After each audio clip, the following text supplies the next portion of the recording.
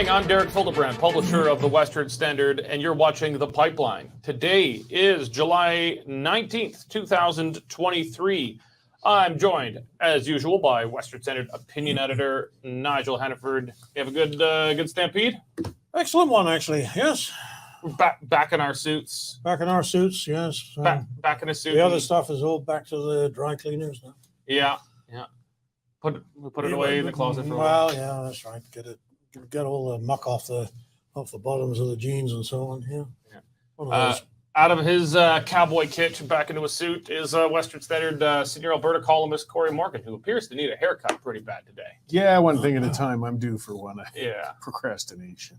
We could sit under a hat there for 2 weeks, I guess. Yeah, I hit it last week under the cowboy hat, but no luck now. Were you guys wearing hats on the show last week? I did. Oh. Well, good for you guys. Did you not watch it?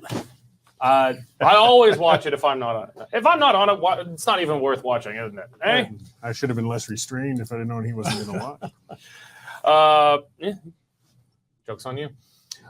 Today we're going to be talking, I don't know what it is about governor generals. You get appointed governor general and something goes to your brain and you get the governor general credit card and you just use it everywhere and on the most outrageously expensive stuff possible. So the latest governor general, Simons, is in trouble. Simons, right? That's how you say it? Simon. Mary Simon. Mm-hmm. Mary Simon. Her Excellency. Her Excellency, the Right Honorable. I think they get that. Those. Her Highnessness, Mary Simon, spent a hair under $100,000 on an. That was trip total. $71,000 on an ice limo in Iceland. So just kind of the latest spending scandal from governor generals. This is the same governor general that spent $700,000 to receive some kind of award at a book fair, some kind of book fair thingy in Germany just a few years ago, coming on the heels of Julie Payette, who had her own. Virtually every governor general ever. The bills were astronomical. Yeah. So just wild stuff. So we're going to be talking about that. And what the hell the problem is with our governor generals, with one possible exception, David Johnson, all falling into the same damn scandal every damn time. The BC port strike, the longshoremen are back on strike again, hugely economically disruptive.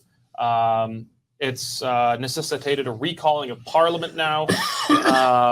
It could go a couple different ways. The Federal Labor Minister, Seamus O'Regan, has said it's an illegal strike. Tough words coming from a Liberal, especially one in an effective coalition with the NDP. So this has been just hugely disruptive economically, and the strike is back on again, and arguably an illegal strike because they did not give 72 hours notice as they're normally supposed to. This went straight back to strike. Federal Environment and Climate Change, and the minister responsible for climate change. See, I told you it was all his fault. Global warming is Stephen Gilbo's fault.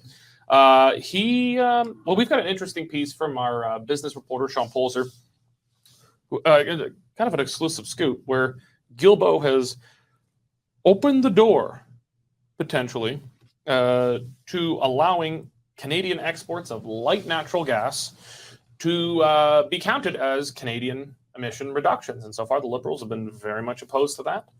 All of a sudden, maybe he's a bit more open to it. Maybe the Liberals figuring out that there's a 0% chance of Canada meeting its Paris Climate Accord so-called commitments without playing with this Article 6 thingy. So we're going to dive into that with our business reporter, Sean Polzer.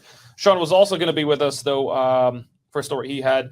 TD Bank says that Canada's standard of living is falling fast. In fact, we're projected to have the lowest economic growth of every single country in the OECD. Or is it? Yeah, OECD. Yeah, OECD. Yeah. I always mix it up with obsessive compulsive disorder. Yeah, it's just the OCD. Yeah, I mix it up all the time.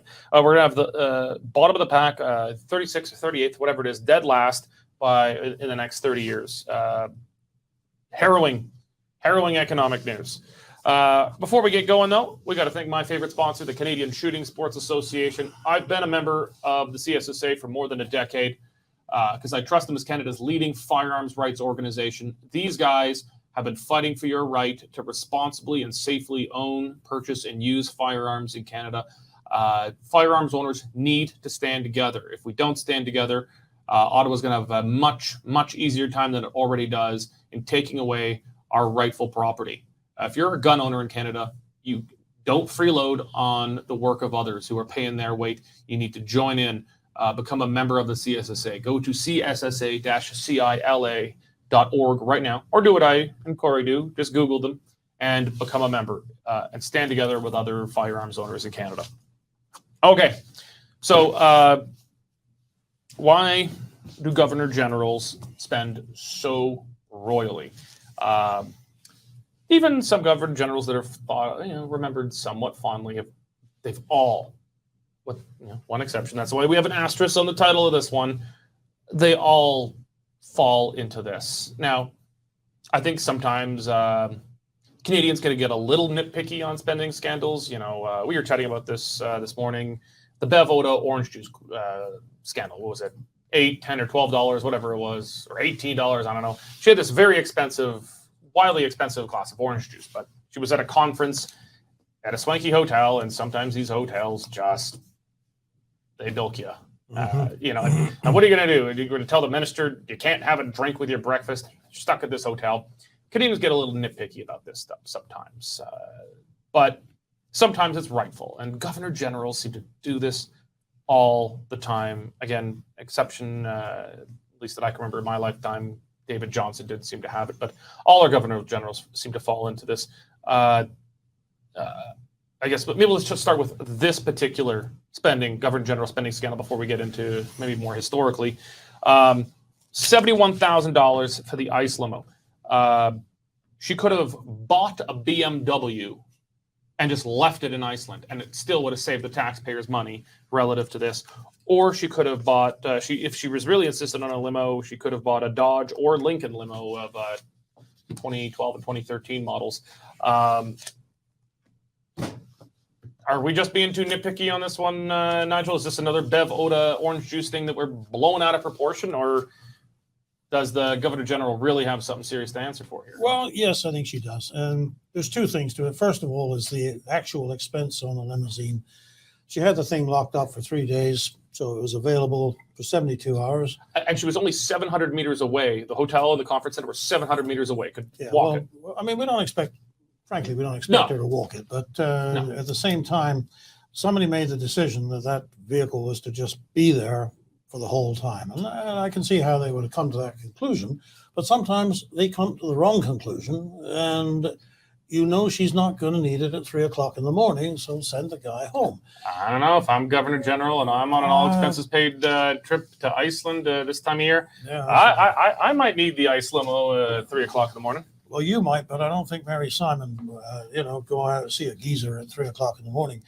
No, look, I mean, the thing with there are those specific expenses, and I got to say, on behalf of advance tour directors for the government, that sometimes your choices are very constricted. You're going to go to a certain place. Well, the host government wants you to stay in certain designated hotels. And there are reasons for that. It's got to do with security and access and all sort of thing. So, if that hotel turns out to be charging $3,000 a night, then that's where you stay. And then you take the heat when you come home. The other question, though, is why she's going there and for what purpose. This was a meeting of the so-called Arctic Council. I think it was Arctic Circle Assembly. Arctic Circle Assembly. So when she got there, what was she talking about? Well, she was talking about gender equality, youth engagement, and the revitalization of Indigenous knowledges and cultures. I would put it to you that maybe it wasn't worth going to Iceland to drive those messages on behalf of Canada. Same with. But then how else is she going to get a free trip to Iceland? Well, she may just have to buy her own. You know what? And then there's the Frankfurt Book Fair. Now, here we were going to receive nationally an award. It turns out we paid for everything. We paid for the trip. We paid for the award. We paid for the banquet. $18 million squandered on a Frankfurt Book Fair. $700,000 for her, though, I think. Well, yeah, but altogether, why are we doing this? Like, what's the payoff? As for her, she, what did it say here? She went to tell delegates, our story is not just about him or her, it's also about they or them. Oh, You can't make this stuff up. profound. You know, like, maybe don't go to some of these things or send somebody else who doesn't get the royal treatment and save the money. It is, as I say, if you're going to go, your hands are tied to a large extent. So maybe make the decision not to attend. Cory, as I was saying, sometimes, I'm not sure if it's uniquely Canadian, but you don't see this kind of thing in the States where, people get upset when politicians run up a big bill for something. Like I guess I keep coming back to this, the Bev orange juice. It took down a cabinet minister, a single glass of orange juice that was somewhere between $8 and $18. I can't recall. But yeah, Canadians, I think, at least semi-uniquely, get really upset about this stuff. And sometimes it's petty and unfounded. But this stuff is just off the rails. $71,000 for a nice limo. Her total trip, $298,000, essentially $300 cool. If they needed a car and standby, they literally could have bought a pretty nice BMW and just left it and donated it to charity when they left, and it still would have been cheaper. How the hell does something like this happen? I feel like, before you answer, I feel like, it's not likely that the Governor General was sitting around Rideau Hall and she says, get me a nice limo for 3 days, keep it outside running, I don't care how much it costed. I doubt that's what happened. But it did happen, and it seems to happen with our Governor Generals all the time. How the hell do you think this happened? Well, I think with these Governor Generals, I mean, they're a position of faux royalty. They're appointed to it, but they are supposed to be representatives of the Queen or King now. And the amount, it goes to their head fast. You stay in a separate, Rideau Hall, which is almost a palace in itself. You've got the servants around you. Even having a lieutenant governor come out to an event in Pritis that Jane was working on actually years ago. The protocol that you get sent to you on how you deal with somebody in that position and even, walking behind, it goes to their head quickly. And I think they start to believe they are royalty. So you guys hosted Representative the Queen in Pritis? Well, there was a time capsule opening from that had been set there by Grant McEwen many years ago. And we actually asked, and she came out, which was an honor. It was great to see. Did you let her use the washroom at the bar? Oh, come on. She's not that royal. So but I mean, it really was actually quite a list of things that were sent in advance about how you deal with the protocols of having somebody, and that's at the provincial level. So I believe they lose sight, though, of, it's there's limits. You aren't really a queen or king. You are still a government appointed person. But you're representing. And I think some of them, like Payette was worse, I think, but heaven help the staffer if there wasn't a comfortable enough limo when you did get there, or the advanced person or planner if there wasn't a big enough room or a large enough entourage, or as we know with the flights with this Governor General, there'd better be at least $100,000 worth of food for my friends. So we have I think a good reason to be upset, and in times like now when the cost of living is spiking, we get extra upset. If times were good and the economy's booming, people might not pay attention. But when you're starting to pinch nickels and clip coupons and you see somebody, so wantonly spending your tax dollars like that, who's in a position that really doesn't necessarily do a lot, we're going to get mad. You mean you never charged $600 for a steak down there when you were? If I'd have thought somebody would buy it, I would have been more than happy to sell it. You should have done it when the but, lieutenant governor came through. Yes. Again, I don't think we've had that problem so much on the provincial level, though. Man, I should be the lieutenant governor. It'll be lit. Yeah. At least I'll have good parties and people can come to them. True enough. And, I could cut the steak price down to $200 for the visit, reasonable. Yeah. I'm not sure how we fix this. And it's probably more difficult to fix than the average Canadian taxpayer would suppose, because the Governor General is not actually a part of the government as we think about it. It's a different branch of government. There's the judiciary, and there is the legislature, and then there is the executive. We kind of have a fourth branch in our system, more or less, and that is the monarchy. Now, the monarchy is paid for, at least the Governor General portion, not the Queen herself, but in Canada, that's paid for by an act of Parliament. Parliament authorizes the money to be spent. But I'm not sure how much they can micromanage it. Like, I'm not sure if Parliament can, appoint special person to be in charge and check the invoices coming into the Governor General's office and say, I don't know about this. I'm going to go tell Trudeau that you're going to get us some crap here. So here's the thing. There is one reason to have the monarchy and have the Governor General, and that is when there's a constitutional crisis, they are the arbiter. They can also do certain other things like hand out medals for valor or for civic performance, but that's why we have the office. It is not so that they can become an international representative for Canada. Now, that's how it's been chosen to interpret it recently. But the idea that we have a Governor General so that we can send them to book fairs in Frankfurt or to gatherings of people in Iceland and some of the other crazy things that Adrian Clarkson used to go to, it's not the job. That's not why we have them. I don't know. I mean, we would never invent it. The hollow head of state, Canada, Germany, Israel, countries that, in their cases, it's presidents, but they're not like a president in the American or the French sense. They have, they're essentially like a Governor General. They're a referee for a constitutional crisis. That's it. Countries with these kind of powerless heads of state, they do tend to utilize them for diplomatic functions. Germany and Israel will send their presidents somewhere if they feel, we need to show the flag, but yeah, we're not sending the prime minister or the chancellor. We're not sending the foreign affairs minister or secretary.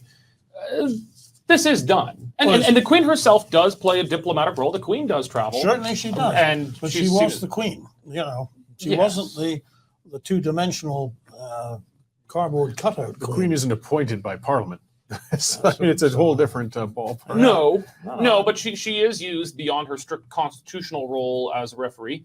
She does, I'm still talking about her like she's alive. I was thinking about her like she was alive for a moment. Hard to get out. I mean, just been around. Hasn't even been a year yet, Derek. Don't blame yourself. But, King Charles will certainly be sent out playing a diplomatic function. The whole royal family is sent out playing a diplomatic function. I don't know if it's reasonable to say, we shouldn't have the Governor General doing that. But it's just got to be within reason. And this stuff just keeps bloody happening. It isn't within reason. And I don't know, is there any way to stop this short of... I don't see why a budget can't be set. I mean, I know the role is constitutionally entrenched, but like anything else, you can set a budget. You can set some broad expectations on what the role is. This could still happen within a budget. I mean, I can see, Canada is more or less head of state-ish. Representative of the head of state goes to Iceland. I can see, fine, $300,000, hotels, food, security, all this stuff. That's the budget. That doesn't stop some person in the entourage of the Governor General saying, let's get the ice limo. Well, and I mean, you can't stop if that. they realize that if it's let's get the ice limo, but now you can't afford the book fare. I'm talking about a hard budget. This is your travel budget for the year. Yeah. Figure out which things you're going to attend this year, because once that's out, you're going to have to apply for anything further or something like that. It's not impossible to do to rein them in. And it is also possible to remind the people on the ground who make these actual decisions to commit to something like an ice limo, whose money it is they're spending. Come on, guys. It also might just have something to do with who we're appointing. David Johnson was, Stephen Harper was criticized for the appointment of David Johnson because he was a boring old white man. He didn't check any boxes other than accomplishment and credibility.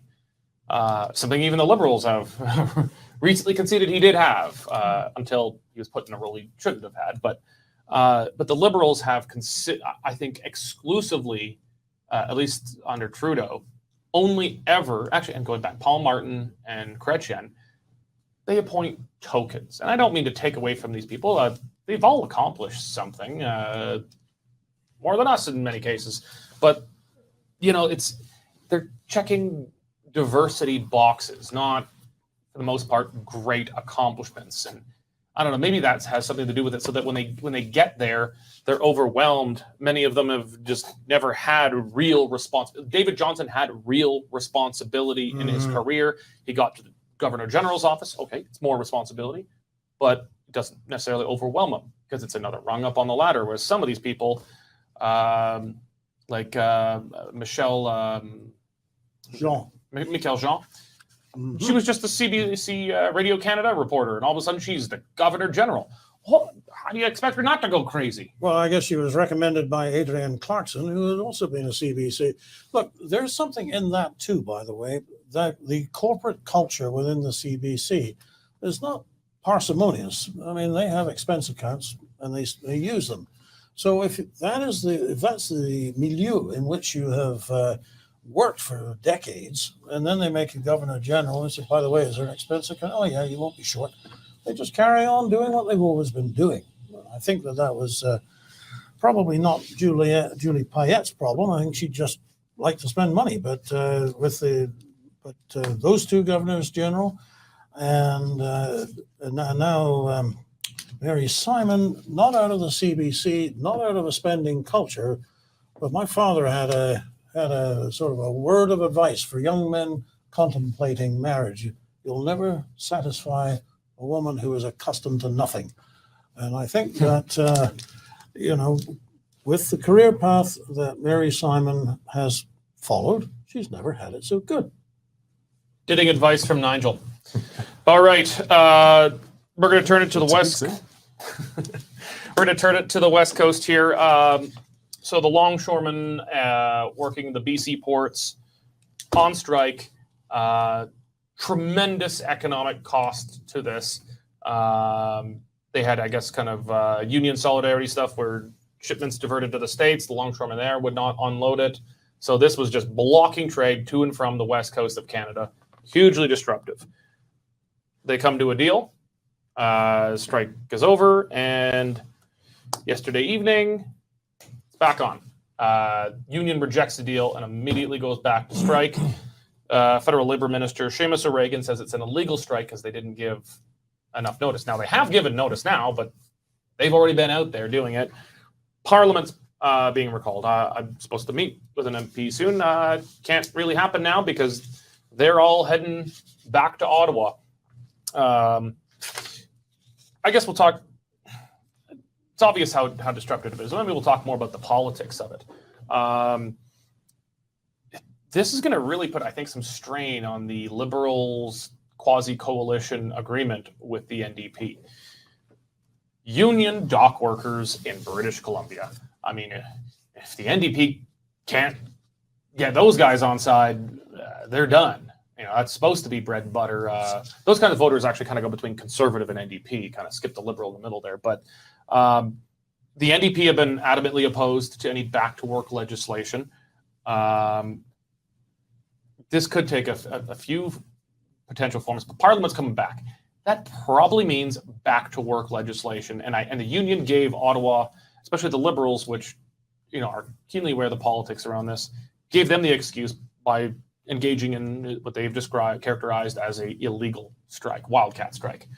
If we get back-to-work legislation, do you think, we'll start with you, Cory, are the Liberals going to be able to kind of square it in a way that they can get the NDP to support them, or is this going to be a one-time deal where they actually have to cut a deal with the Conservatives? Well, I think in this case, the Conservatives would support back-to-work legislation so the NDP can vote on principle against it. But it still weakens Singh every time he yaps on the sidelines saying, I'm going to hold Trudeau accountable to this and to this and to this, when he's been the linchpin of that government for quite some time now. He can't keep rolling over for the Liberals. I mean, this would be actually a voting against circumstance, but it won't be a confidence thing and it'll pass. But his own base of support's got to be getting tired of this. I mean, at what point are you actually going to be the democratic socialists you claim you are and say that's enough? We have to start voting against this government. So it'll put a lot of pressure on. Nigel, if you're you're Justin Trudeau, how are you trying to sell this to the Conservatives? Because they're the official opposition. They're leading in the polls. They're the threat to take your job as prime minister. how are you packaging this in a way that can allow the both force the Conservatives to support it and allow the Conservatives to claim a win in their own right? Because they're always beaten up on Jagmeet Singh as being Tweedledum to Trudeau's Tweedledee. Oh, no, maybe the other way around. He's Tweedledee to Trudeau's Tweedledum. They don't like to be seen voting with the Liberals, and it's normal for an official opposition. How would you sell this if you're Trudeau in a way that gets the Conservatives to feel comfortable voting for back-to-work legislation for the well, first of all, they're never going to feel comfortable.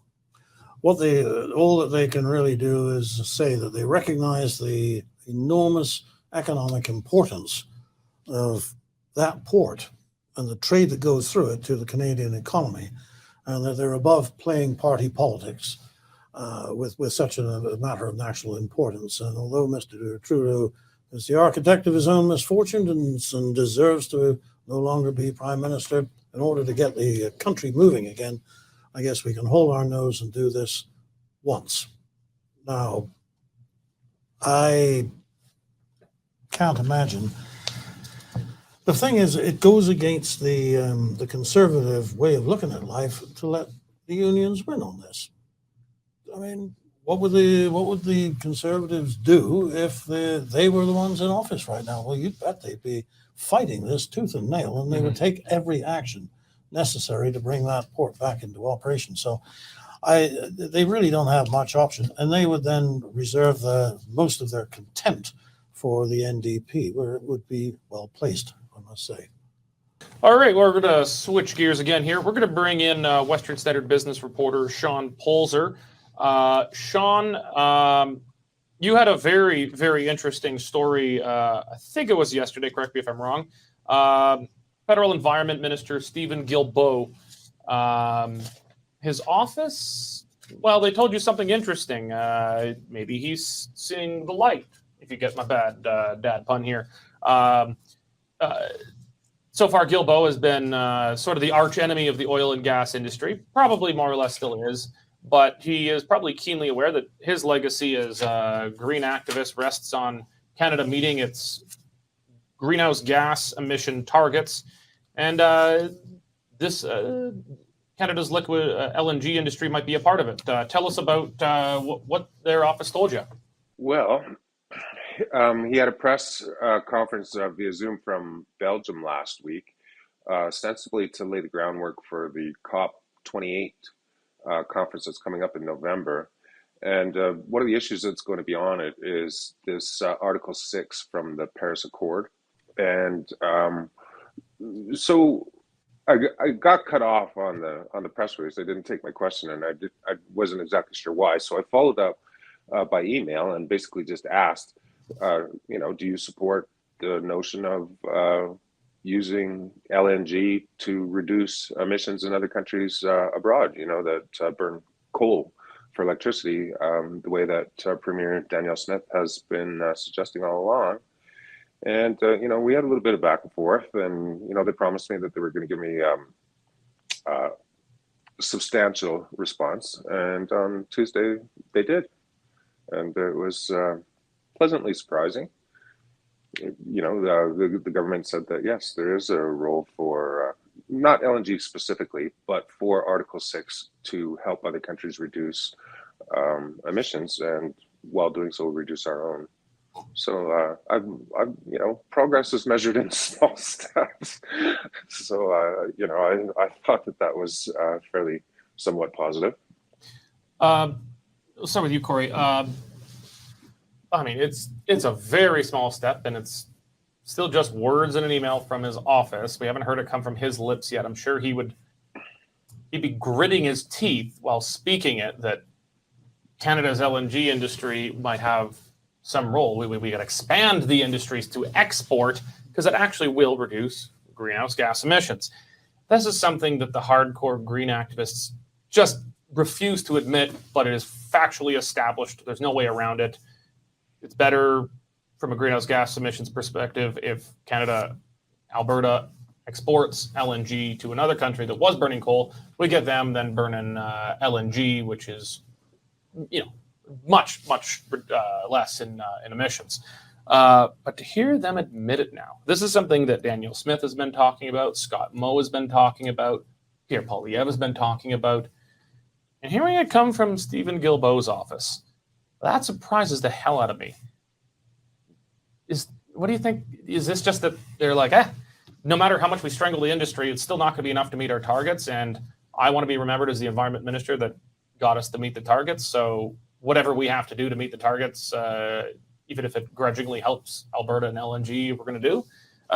What do you think might account for this change? Maybe it gives them room to frame it and still being the environmental crusaders, because the pragmatists in the Liberal government, the economists, the business people, and they're there, they do have to realize some of the benefits of liquid natural gas exports. I mean, this is a government that's got some serious budgetary shortcomings and some widening deficits, and this provides opportunity to bring that in. So if they can frame that in that way, spin it that way, again, maybe not out of an ideologue like Guilbeault, but his own office at least are realizing, let's make an out here and try to walk that fine line between saving the world from emissions and still managing to bring in some revenue. You'll probably remember, famously recall when you'll recall when Trudeau famously told the German Chancellor Olaf Scholz that there was no business case for Canada to export LNG to Germany because Trudeau apparently understands business. This happened with another country too that came here asking. Japan, yeah, Japan came asking for LNG. We told them to take a hike as well, and well, they got it from somewhere from the United States that time. They've not understood that LNG is a remarkably clean fossil fuel, but it is a change. Do you think this is just merely, I don't know, because they're talking to the business report or the Western Standard, they spruce something up, or is there? Do you think there's actually something here? Well, I think really, because this would constitute a major change in policy. I think it's very interesting the way they rolled it out. Right now, the minister himself is not committed to anything. His office can say that. And it is very carefully parsed as well. Mm-hmm. But, if he decides that, no, not going to do that, all he has to say was, well, there was a briefing paper that was inappropriately put out, and doesn't mean a thing, and our position remains what it always has been. It did make me wonder whether there was something in this in terms of the relationship between Ottawa and the government of Alberta, because this was a big thing Smith was on about while he was here. Yeah, exactly. So the hint that they may give a little on that strikes me as possibly a negotiating tactic, but one, as I say, that they can easily walk away from. Oh, well, I was just a lower level official who said that. Doesn't commit the government. But, the case for actually allowing this country to claim the credits that it gets from exporting natural gas to a country that is presently burning coal and thereby saving carbon emissions.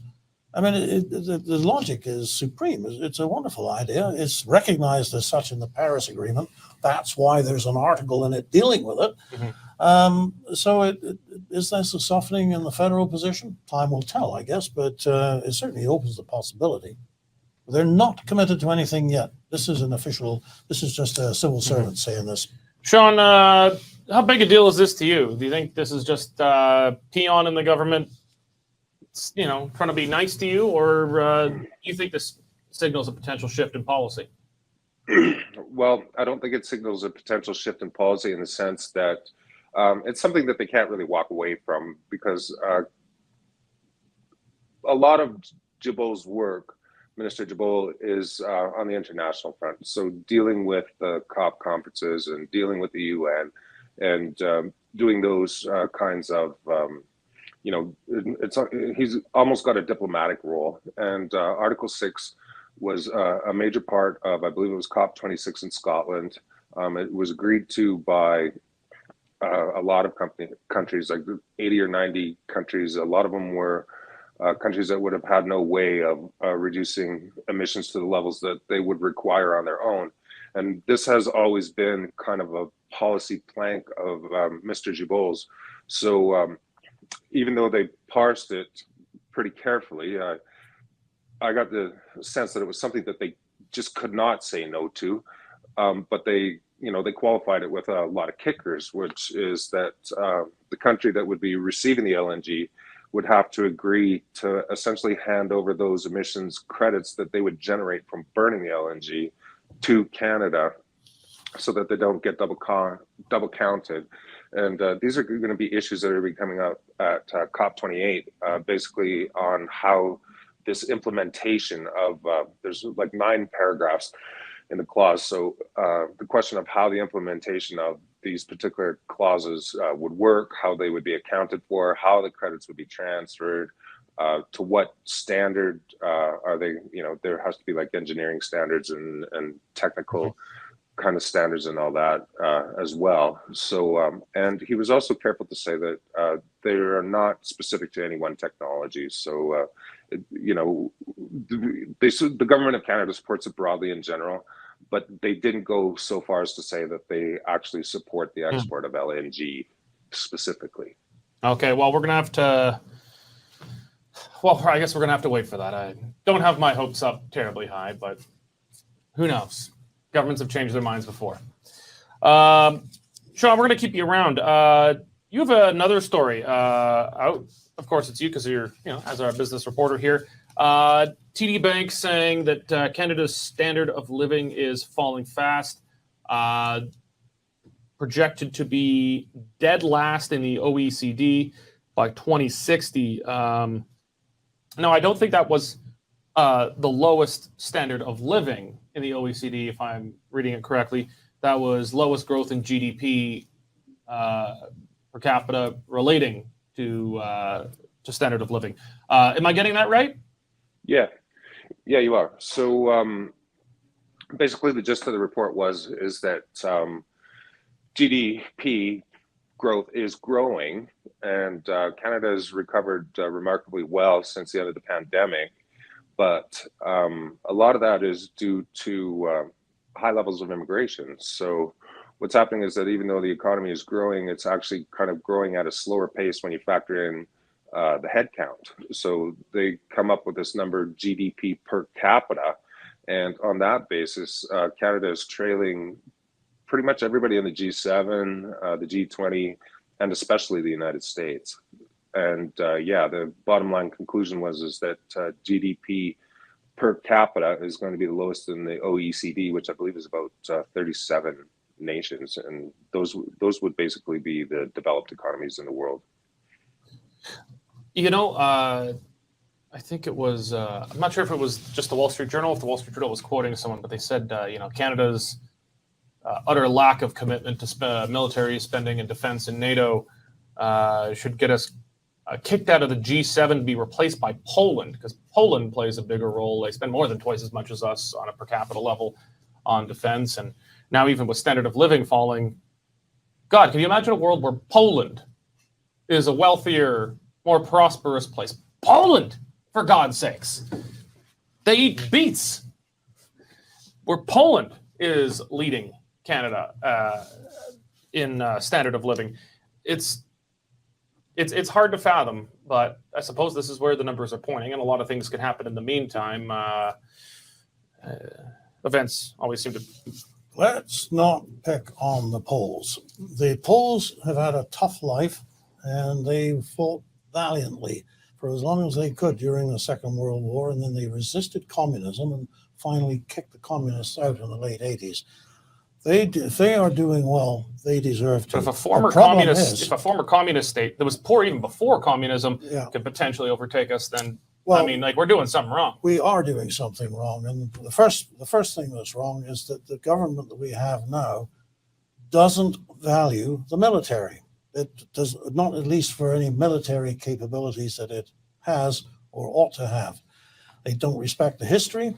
They just regard it as a place where they can experiment with social engineering. I mean, they're letting people come to work without the regulation haircut, and if you want to dress in a strange way, well, that's all right too. This is not, under the Liberals, the military is not serious about being soldiers. There's something. Although we're serious about something else. But we're going to focus back on standard of living, though. Well, okay, so therefore, a country that has had the difficulties of Poland gets very realistic about what matters and what doesn't. And this country has had it so easy for so long that apparently we find it easy to major on the minors, and we don't pay attention to the stuff that really matters.